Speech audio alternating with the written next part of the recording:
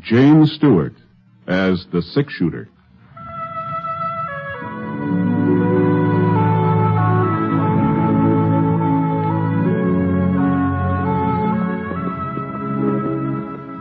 The man in the saddle is angular and long-legged. His skin is sun-dyed brown. The gun in his holster is gray steel and rainbow mother of pearl, its handle unmarked. People call them both the six-shooter.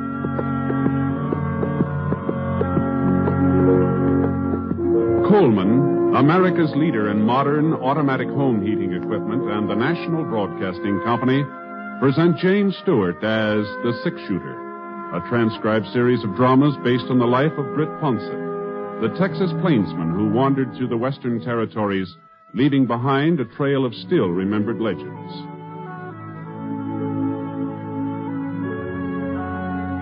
Now, in just a moment, immediately following this important announcement, you will hear Act One of The Six-Shooter. Last year, thousands of Americans who tried to get away with carelessness on the highways were killed or permanently injured in traffic accidents. And remember, accidents don't always happen to the other fellow. Unless you are meticulous in your observance of the rules of highway safety, you and your loved ones are vulnerable to the menace of traffic accidents. Every motorist should take an active role in supporting the safety movement in his or her community. Encourage driver training in your high schools. Teach your children the rules of safety on the highway. Remember, the life you save may be your own. Now, Act One of The Six-Shooter, starring James Stewart.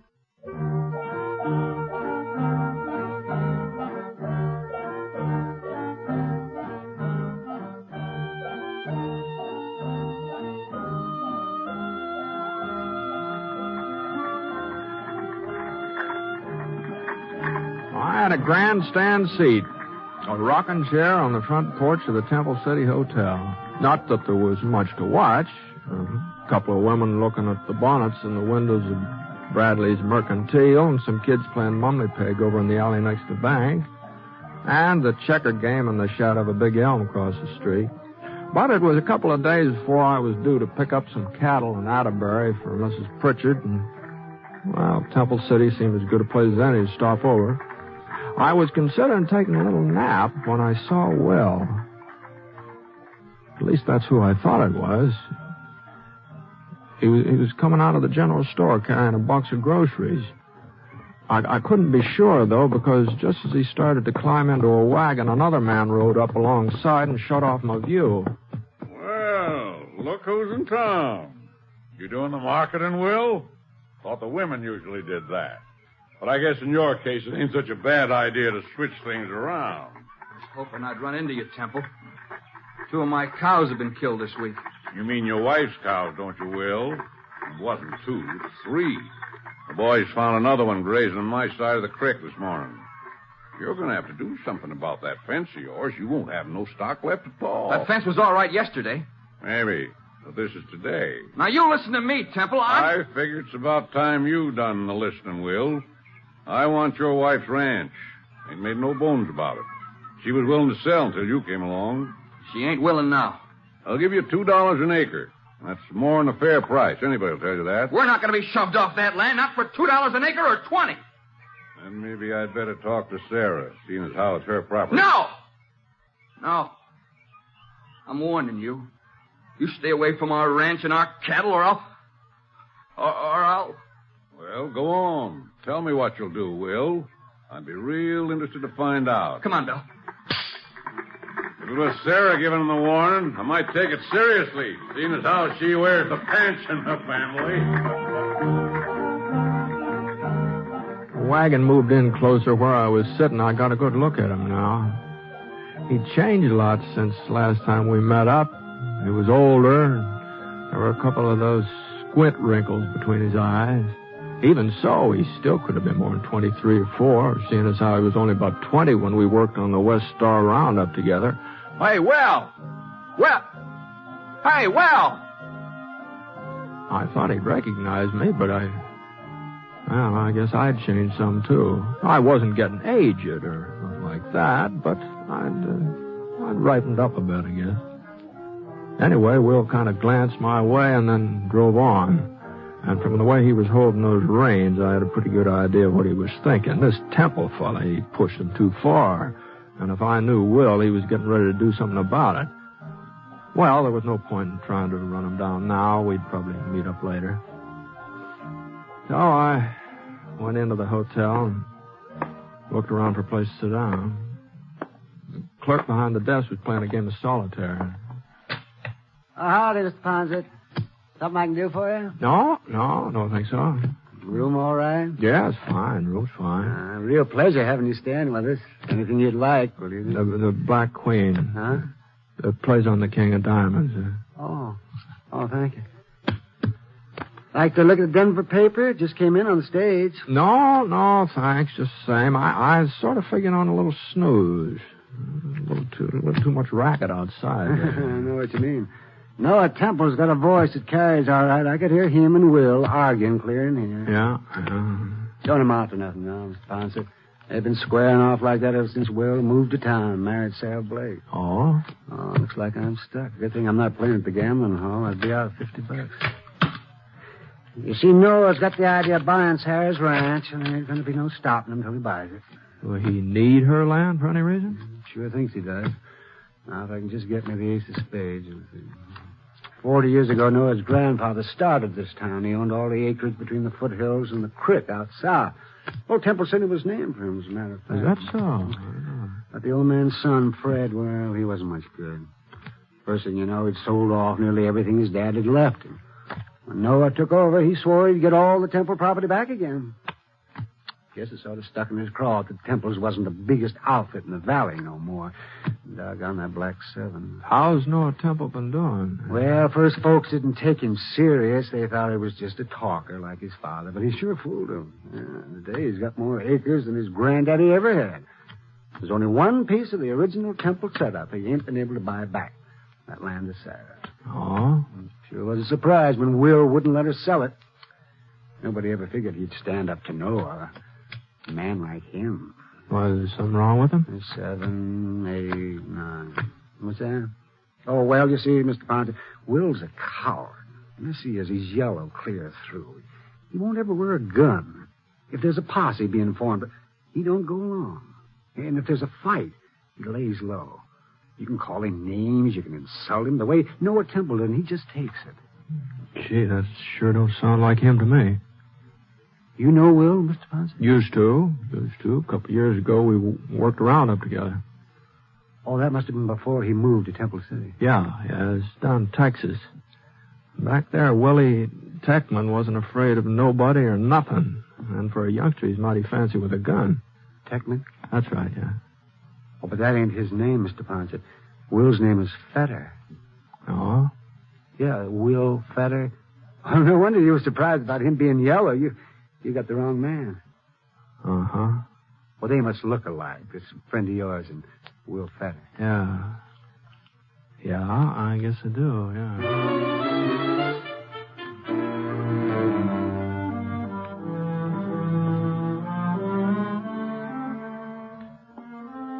I went upstairs to my room, started to pull my boots off. You know, it's funny. I hadn't been doing anything but sit all day, and my feet hurt worse than I'd been walking 20 miles. Oh.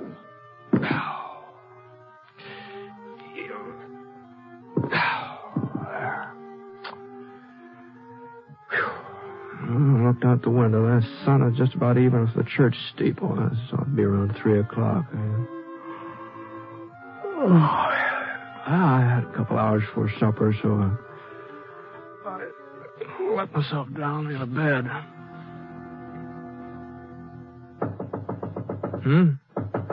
Yeah. Well, come on in. Mr. Ponset? Oh, excuse me, ma'am. I didn't know it was a lady. I'm sorry to bother you, Mr. Ponset. Oh, not at all. I wasn't exactly what you'd call busy.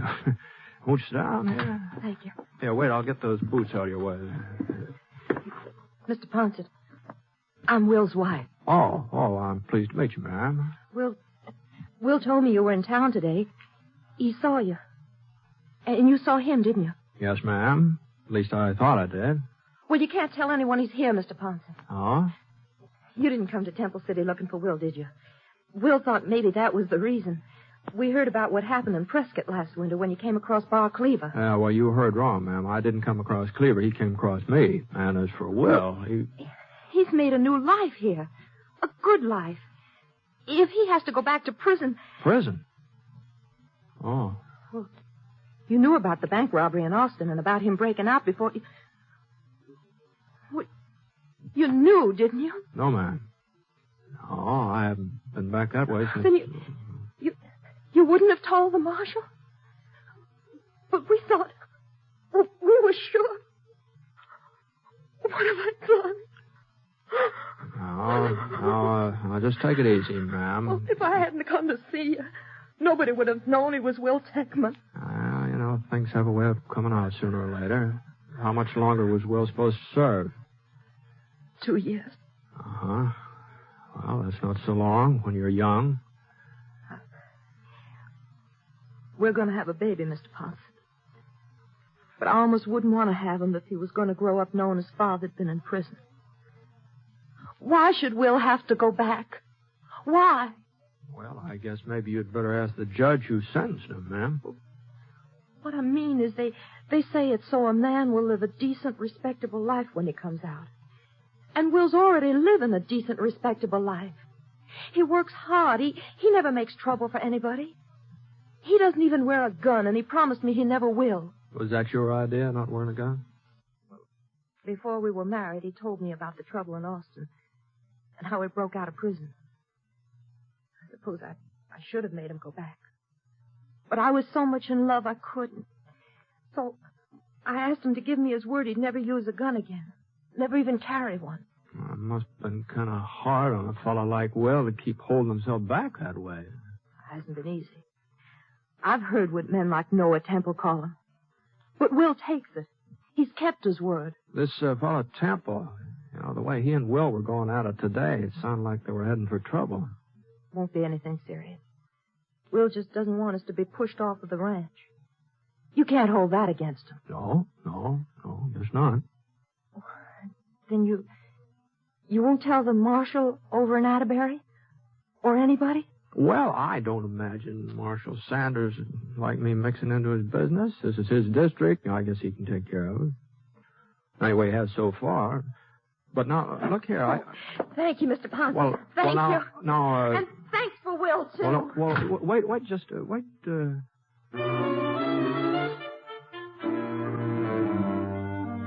after all, most of what she said was true.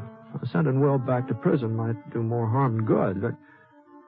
And it wasn't up to me to sit judgment on him.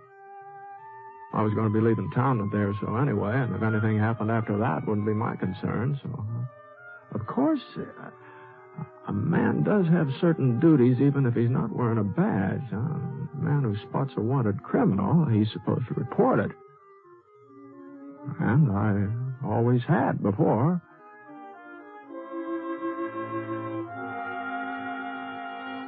I scraped some of the mud off my boots and washed my face, put on a clean shirt, and went downstairs into the lobby.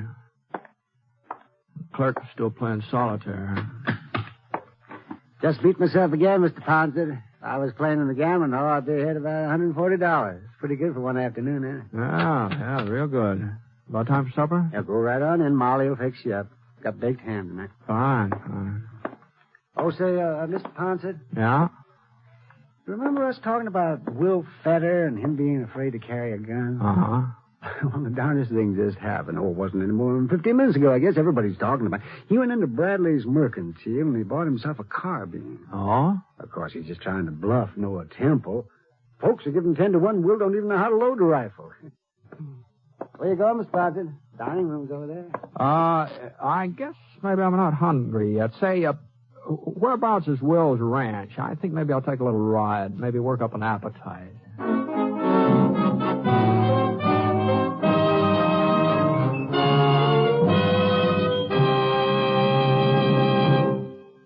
We'll return to James Stewart as the six-shooter in a moment. First, a word from Coleman, America's leader in modern automatic home heating equipment. When winter comes, does your house shrink like this? Well, I guess it's time to close off that back room. There's just no way to heat it. Don't deprive yourself of valuable living space. Get a Coleman automatic heater and enjoy new warmth in the hardest-to-heat room. Get your Coleman oil or gas heater now during Coleman's big bonus sale. You'll get 3 bonuses. A new low price. Yes, now you can get a dependable Coleman oil or gas heater at a new low price. A new low operating cost. Coleman saves you up to 25% on heating bills because Coleman gives you maximum heat from your fuel. And a 32-piece set of Libby Safe Edge glassware worth $14. It's free with your new Coleman heater. Get 3 big bonuses during Coleman's big bonus sale. The sale is for a limited time only, so see your Coleman dealer tomorrow. Look for his name in your telephone directory. Remember, comfort costs so little with a Coleman.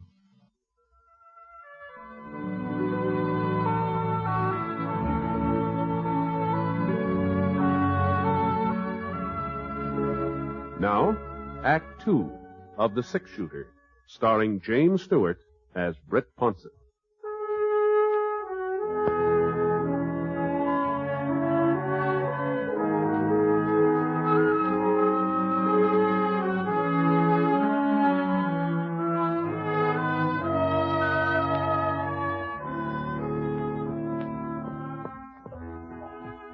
That ranch was about 2 miles south of town, and from the outside looked neat and comfortable, well kept up.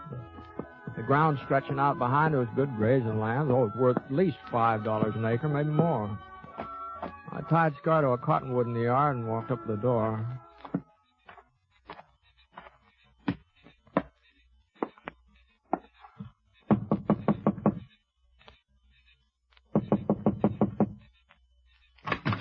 About time you got home, Will. That was... Oh, Mr. Ponset. Evening, ma'am. Come on in. Will's not here? No, he was gone when I came back. He must be out tending the stock. Uh-huh. What's wrong, Mr. Ponset? You haven't changed your mind, have you? Where's the Temple Ranch lie from here? It's all around us. On all 4 sides of our land. And Temple's ranch house, where's that? East. Due east. But what's that got to do with it? What's happened? Will was in town this evening. He bought a rifle. I don't believe it. He promised me.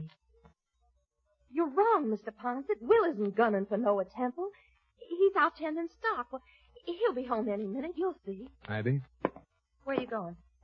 I hear Temple's got quite an outfit. It's worth paying it a visit. You won't find Will there. He gave me his word he'd never use a gun again. You won't find him.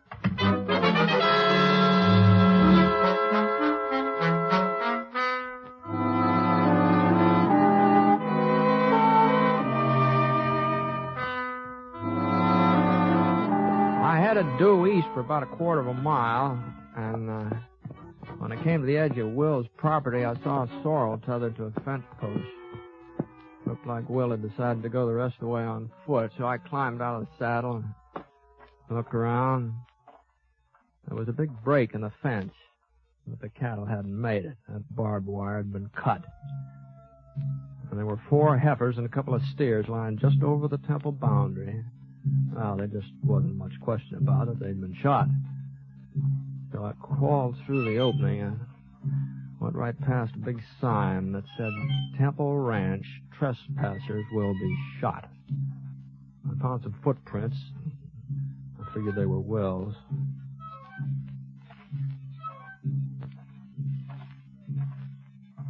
About 30 minutes later, I caught sight of the ranch house. It was built about halfway up the side of a pretty steep hill, big, sprawling building. There was a light inside, and I could just barely make out Noah sitting at a desk working on some papers. But where was Will? He had plenty of time to get here. When I heard his step and swung around, there was one of Temple's hands pacing up and down near the stable alongside the house.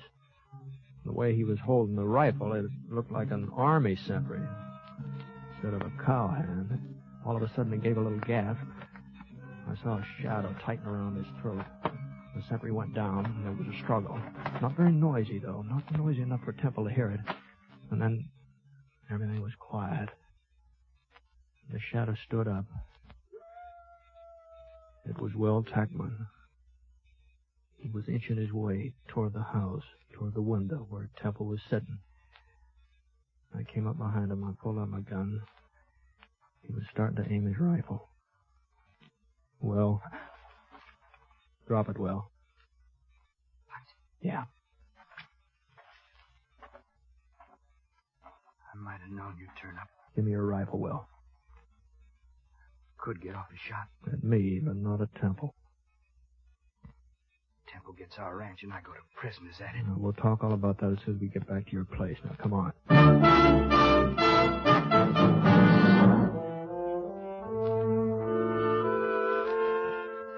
I carried Will's rifle and led the way. About 20 minutes later, we passed another one of Temple's guards. He was dozing, didn't notice it. Still had a couple of miles to go before we'd reached the fence where we'd left the horses. Will was sort of panting for breath. All right, let's rest a minute. Okay. I thought you promised your wife you'd never take up a gun again, Will. Mr. Ponset, You see them dead heifers over by the fence? Yeah? Had about wipes I heard of. I found them. I had to do something. As long as you knew who I was anyway, as long as I was going back to prison, I had to fix it so Sarah wouldn't have the ranch taken away from her. You wouldn't think a piece of land would be worth everybody getting so excited about. I've been shoved around, Britt. Ever since I was a kid, I've been shoved around. Even when I held up the Austin Bank, I wasn't the one who... The one who what? Nothing. Since I married Sarah, well, I've had to take a lot that other men wouldn't put up with because of her and because of her knowing what I was. This thing with Temple got under my skin. I made up my mind to stand up to him. A man's got to take a stand sometime, somewhere. I'm sorry, Will, but... Hey, what's that? Get down, Will. Yep. We've got you dead to rights, fella. Trespassing. I ain't alone, Temple. Britt Ponset's with me. Ponset? That's right, Temple.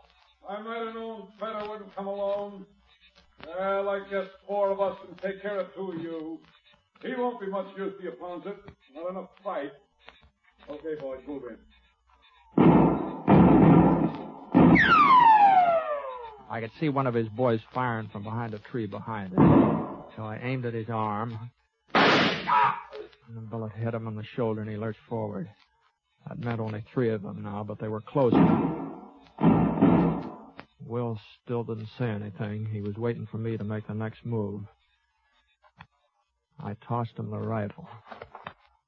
Thanks, Britt. He got to his knees and started across a little clearing. He was still all right when he died behind a boulder. I knew where he was heading, too. Noah Temple had been shooting from behind a clump of pines about 50 yards back. For a couple of minutes, I didn't get a chance to watch him. Temple's 2 guards were on either side of me now. One of them was more than 8-10 feet away. I saw the barrel of his carbine rise up from behind the bush. There's only 1 guard left. About that time, it seemed like he'd had enough. Anyway, I moved across the clearing toward the pine trees where Will had disappeared. Pulled up behind a rock. Well, there was Noah Temple. Crouched down low, his gun ready. A little bit of movement in the brush caught my eye. It was Will. He was right behind Temple. But Temple didn't know it. He was looking my way. Will had a perfect shot. I saw Will's finger curl around the trigger. But Will didn't fire. I couldn't figure out what had gotten into him. He didn't fire. And then he threw his rifle to one side and let out a yell. Temple! Temple turned and got off a shot. Well, he was surprised he couldn't do much aiming. And then Will was on top of him, twisting the gun out of his hands. And after that, I saw a fight the like of which I'd never seen before in my life. There, Will hit Temple across the face, and he went over backwards. And then Temple kicked, and his foot lifted Will right off the ground. But before Temple could pick himself up, Will was right on top of him again. And Temple tried to reach for his gun, and Will brought his boot right down on Temple's hand. Temple quit reaching. And then Will backed away and let Temple up again. And as soon as Temple was steady again, Will drove his fist right into Temple's stomach. And Temple's hand flew apart and he was wide open. Will hit him again and hit him again and again. And finally, Temple managed to send his fist into Will's face. And Will looked like maybe he was going to go down, but he still had a fight left to land a right that snapped Temple's head right back. And it was Temple that toppled over. And then I knew he wasn't going to get up again, not for quite a while.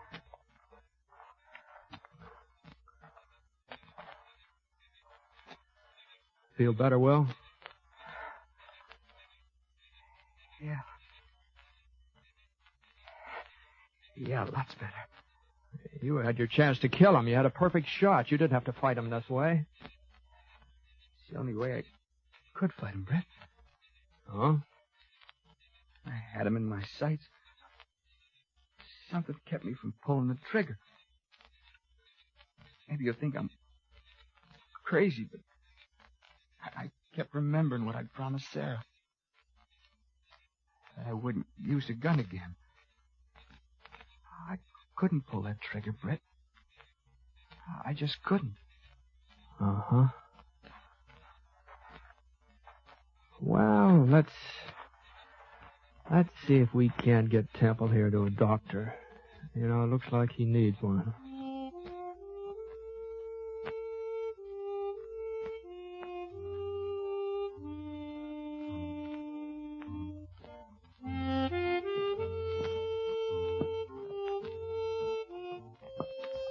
We left Noel with the doc in Temple City, and I started off for Atterbury.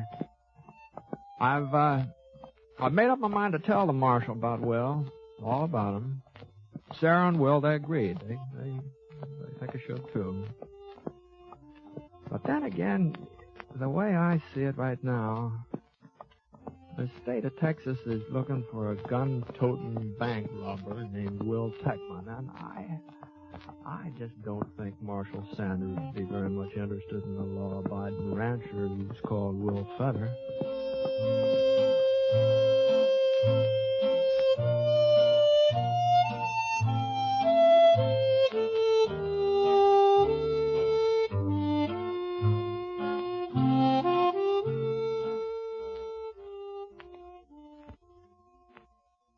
I'd like to take a minute here to remind you about some of the great entertainment that's in store for you on NBC Radio. Now, for most of us, Monday evening is a time to relax, sit back, and take it easy. NBC had exactly that in mind when they designed their Monday night of entertainment. You'll want to listen to the delightful music of the Railroad Hour as they resume their fall schedule of popular operettas that have entertained for so many years. Gordon MacRae will be your host and star, and during weeks to come, he'll have many charming guest stars to add to your listening pleasure with their famous voices. And you'll want to relax to the melodies of the Firestone Orchestra and Chorus under the direction of Howard Barlow on The Voice of Firestone. Another great Monday night favorite is the Telephone Hour, with its wonderful program of music directed by Donald Voorhees. Yes, every Monday night, hear these three fine musical programs on NBC Radio.